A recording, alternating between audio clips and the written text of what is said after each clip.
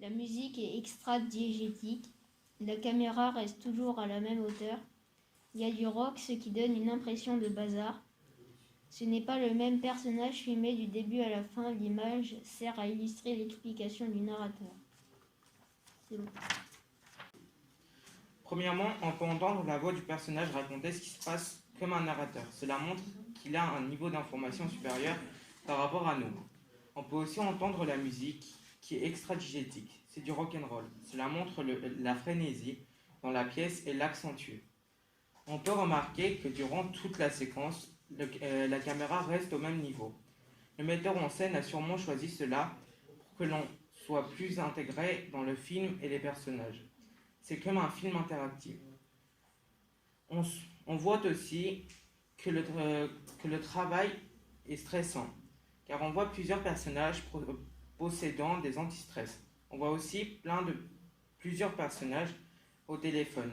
Ça montre l'importance et la surdemande de leur travail. À la fin de la séquence, nous pouvons observer un travelling arrière, montrant le personnage principal au centre. Il y a comme un changement de mise au point pour que l'on soit focalisé sur lui. Il nous explique le fonctionnement de son travail qui est illégal. En faisant ça, il nous met en confiance. Conclusion, c'est un plan séquence qui montre le fonctionnement de l'ambiance et l'ambiance de leur travail qui est plus ou moins stressant. Il nous explique ces plans de fraude et d'arnaque qui nous met de plus en plus en confiance. Dans cette scène, on se sent intégré au personnage. Il nous parle comme un vieil ami, mais il garde un léger ascendant physique, donc psychologique. On recule alors qu'il avance. Tout ça pour selon moi montrer qui est le boss. De plus, pendant qu'il explique son arnaque, il donne plein de détails subtils sur son plan, que seules deux personnes ayant fait des écoles d'économie peuvent comprendre, ce qui perd le spectateur et démontre sa supériorité intellectuelle.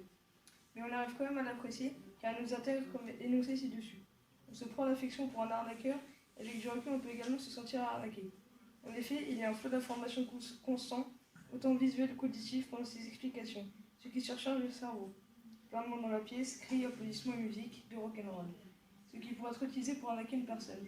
Le cerveau est monotage et le surcharger d'autant d'éléments empêche d'analyser toutes les informations correctement et donc de se focaliser principalement sur l'arnaque. De plus, le contact visuel ou auditif est toujours établi avec le personnage. On entend sa voix tout au long de la séquence et on peut le voir en arrière-plan.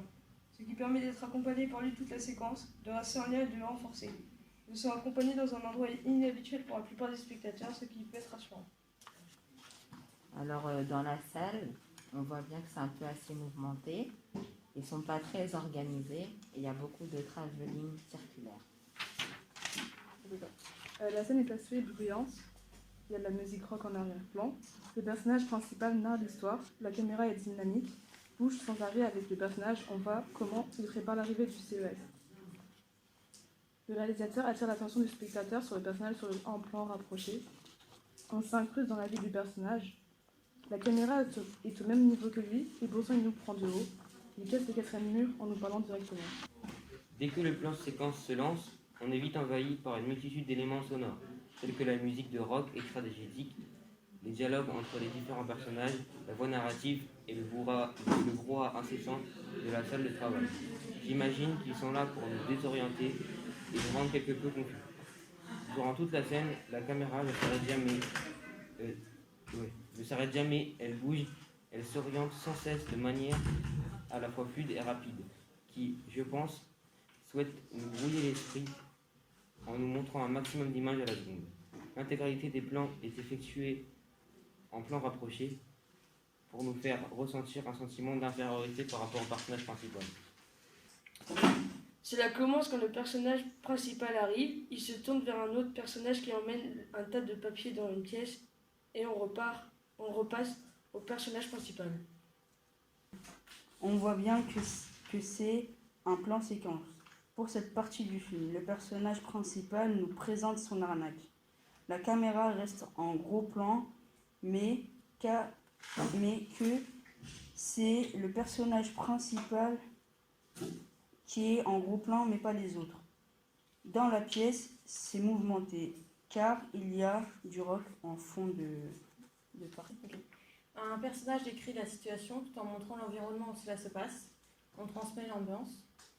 On veut montrer l'importance du personnage. Le plan est surtout rapproché pour le mettre en valeur.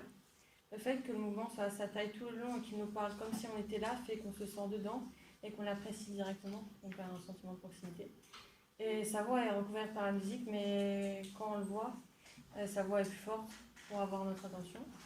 Et la lumière éclaire les personnages au premier plan pour qu'on observe leur agissement et qu'on comprenne ce qu'ils font. Et on utilise le travelling arrière quand le personnage principal parle, et comme s'il nous acculait afin qu'on sente son assurance et le fait qu'il soit sur nous. Voilà.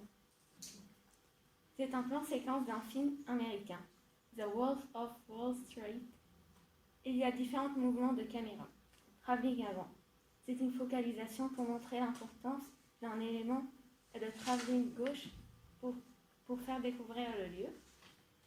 Du début à la fin, on entend de la musique de type jazz.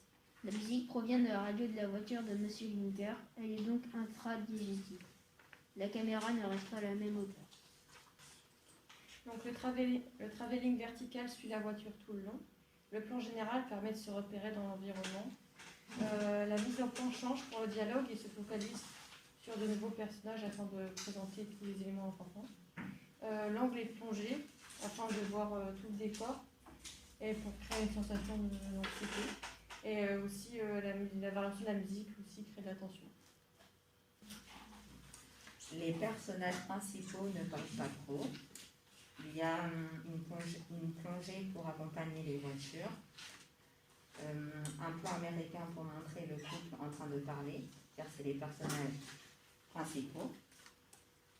Il y a un travelling vertical, un zoom avant pour montrer l'importance de l'explosion. On entend des chèvres dans la musique et de la trompette.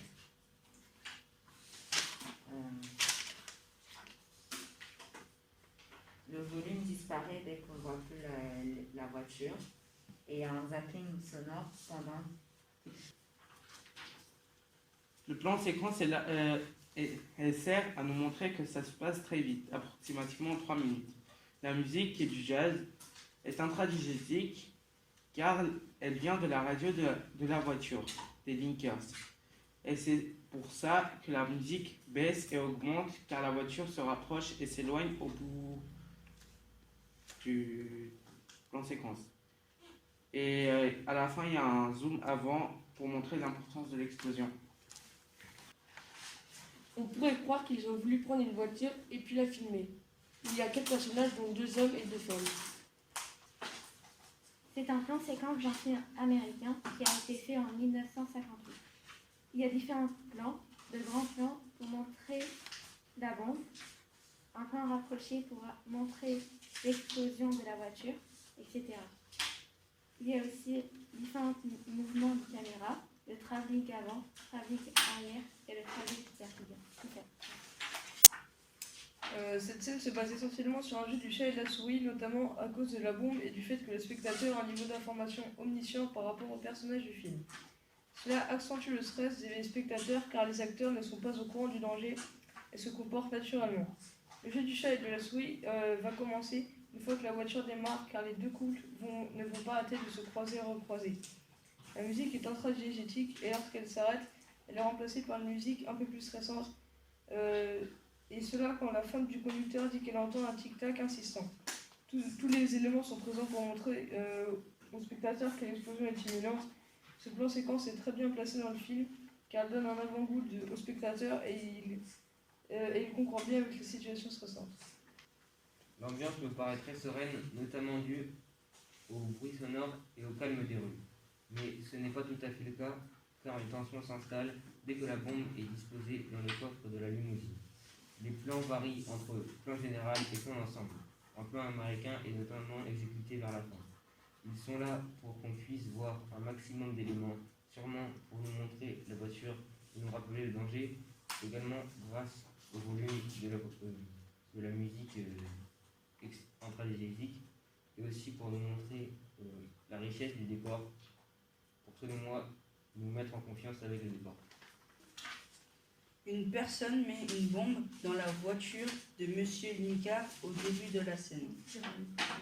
Monsieur Linker prend la voiture et et enfin arrive à la frontière.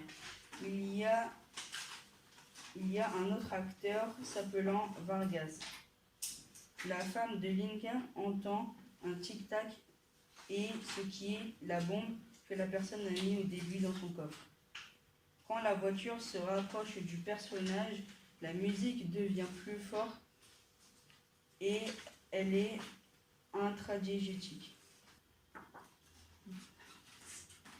On peut voir que pour rentrer, il passe par des endroits réservés au personnel, aux employés. Et on peut supposer qu'il a des contacts dans la boîte, qu'il est influent, mais durant le plan séquence, on peut voir à plusieurs endroits des personnes qui reçoivent de l'argent par le personnage principal.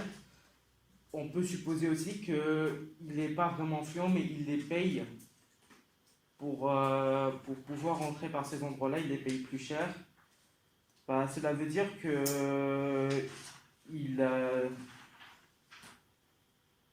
le personnage principal, il n'est pas vraiment influent, c'est juste qu'il doit payer. On voit aussi qu'à un moment, il ment à sa compagne, je ne sais pas si c'est sa compagne, sur son travail illégal et il raconte qu'il est dans le bâtiment. Cela veut dire que le réalisateur a voulu montrer que il est influent, il fait partie d'un mafia, mais il fait pas tout ça gratuitement, il doit payer. Tout le monde sourit à Henri, il parle avec beaucoup des gens qu'il croise, il donne des pourboires et des pots de vin aux vigiles et aux serveurs, il sert des mains à tout va. Et du coup, ça montre qu'il est à l'apogée de sa carrière. Et en plan séquence, c'est très technique et c'est réalisé à l'apogée de la carrière d'un cinéaste. Déjà, on peut voir qu'il connaît quand même beaucoup de monde parce qu'il salue des personnes et qu'il leur dit bonjour et qu'il a l'air de les connaître et que les gens, souvent, ils ont peut-être l'air de le craindre parce qu'il rigole et tout alors qu'il n'y a rien de drôle. Donc je pense que c'est une façon de montrer son amitié. Voilà. Et aussi, en même temps, pas sans, parce que genre, il paye des gens pour passer, pas par exemple qu'ils aillent dire qu'ils soient passés là, ou voilà, donc c'est pas forcément légal, je pense. Et après, il passe directement devant tout le monde qui attend, donc je veux dire qu'il connaît aussi des gens qui gèrent le chose.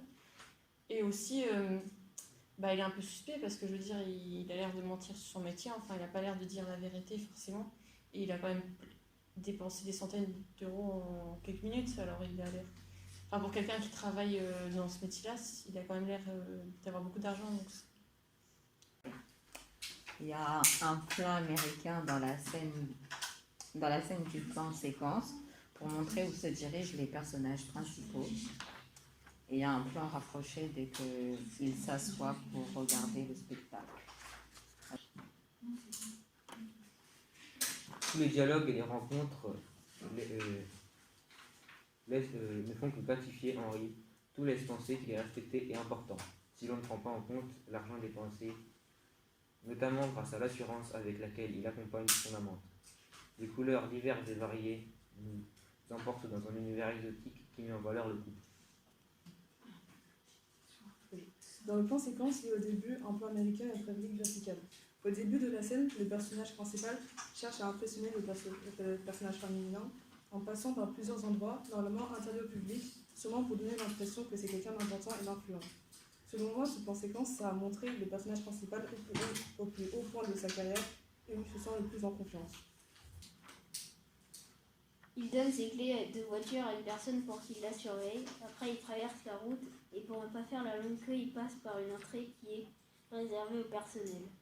Il donne 20 € à chaque personne, ce qui montre qu'il a beaucoup d'argent et qu'il est à l'apogée de sa carrière. La musique est moins forte quand un personnage parle à un autre. Les différents plans sont de zoom avant. C'est un plan séquence d'un film américain qui a été fait en 1990. Il y a différents plans, plan américain, gros plan, plan moyen et plan rapproché.